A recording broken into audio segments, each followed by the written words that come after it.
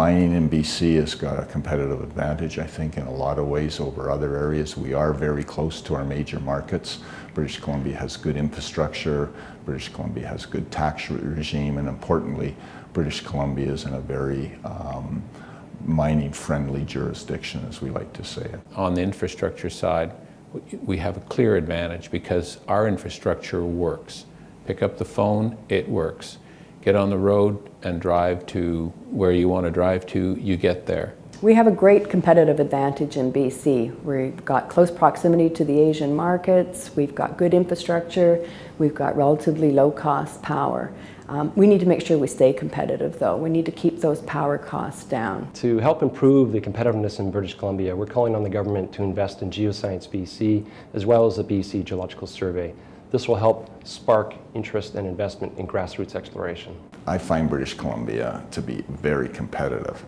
And the real secret to building a mine in British Columbia is to get the stakeholders, the people in the area of your mine, behind your project. If you can get support, what people call the social license, the permitting, it will go very well. We're looking at Mount Milligan opening up in 2013. Also, the Red Chris project continues to be, one of our flagships when it comes to what's to come in BC. Our project that we recently built in New Afton is a great example of how you can address both the shortage of labor and the relative high cost of labor. We built a mine that is called a block cave mine, which means you develop the mine from the bottom up, rather than start at the surface and work down. And that leads to a relatively long ramp-up period. And we made the decision that we would hire unskilled people and basically turn them into miners. Update on Red Chris, we obtained our mine development permits in May and soon after commenced construction. We are about 80% complete on our engineering, about 70% on procurement, and I think we're about 30% built on the ground, and we continue to move forward. Our expectation is to be ready to commission in the spring of 2014 and hopefully achieve full-scale production by the fall of 2014. Copper Mountain's probably a good success story, as is New Gold's New Afton mine. Both of those work closely with the communities. They're bringing so much revenue to the community. It's been a huge economic boom for both areas. They're using suppliers from across the province. Copper Mountain, when they built it, for example, the engineer was in Vancouver, but the suppliers were far-reaching all across the province. Well, New Afton is kind of, I think, something that our industry as a whole needs more of. It was a significantly sized project that basically came in on budget, and it started up 6 weeks before it was scheduled to. 2012 was a very different year from 2013. The exploration companies are struggling to raise money from shareholders to conduct their exploration programs. Not so much that they haven't been successful, it's more that the industry as a whole has not performed well and has lost favor with investors. You're going to see a period of reduced exploration in British Columbia. Obviously that can't last long. We're really just coming out of the impacts of the last slowdown. So I think it will turn around, but I'm afraid it might take a couple of years to get there. What explorers are trying to do is find that hidden resource, the next big discovery. It's like finding a needle in a haystack. What geoscience does is it helps discover where those haystacks are to begin with. A lot of people would look to the opening of a new mine as an indicator of successful exploration. So last year we had the New Gold, New Afton mine open up in BC, which is fantastic news. On top of that, we have projects moving through the environmental assessment process. It's looking very positive in terms of having the life cycle of a mine move through in a logical and timely fashion.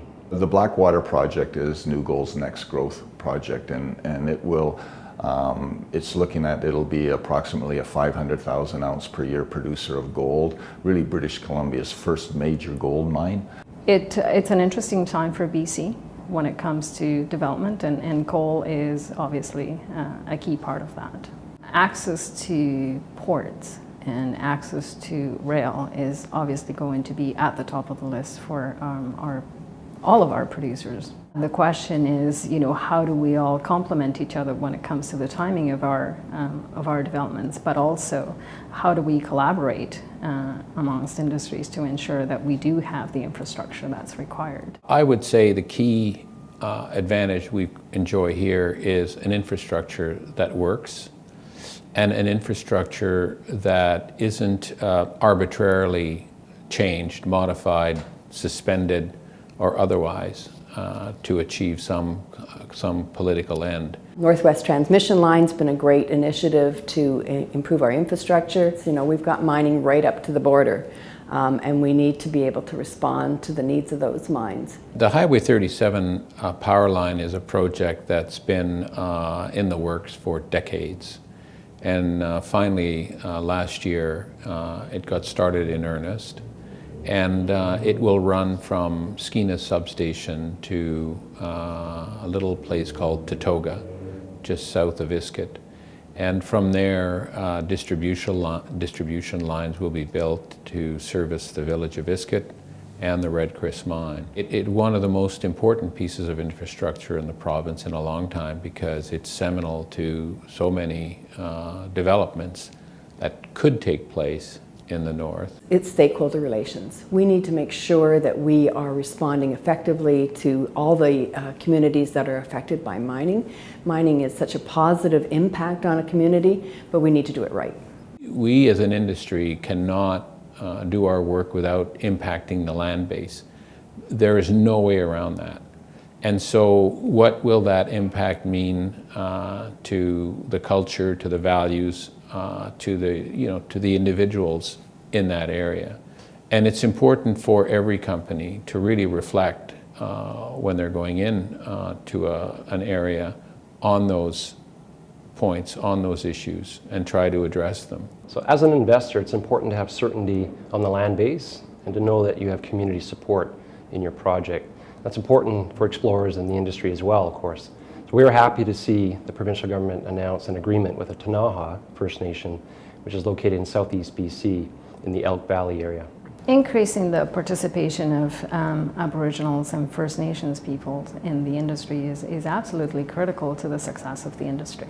Those opportunities don't just come through employment, but they also come through joint ventures, creating opportunities for small businesses to be part of the industry by providing services, etc. Years ago, we had a mill manager by the name of Don Ingram. He's since retired, been retired for many years. But one day he told me that, well, Pierre, he said, if we don't come to work to get better, why the hell are we coming to work anyway? And I've never forgotten that. And I think about him once a week. I say, well, today, I don't know about today. Well, oh yeah, today we're going to get better. That's why we're going to go to work today. We're going to try to make things stronger, better, faster, whatever it needs that day. That's why we're here.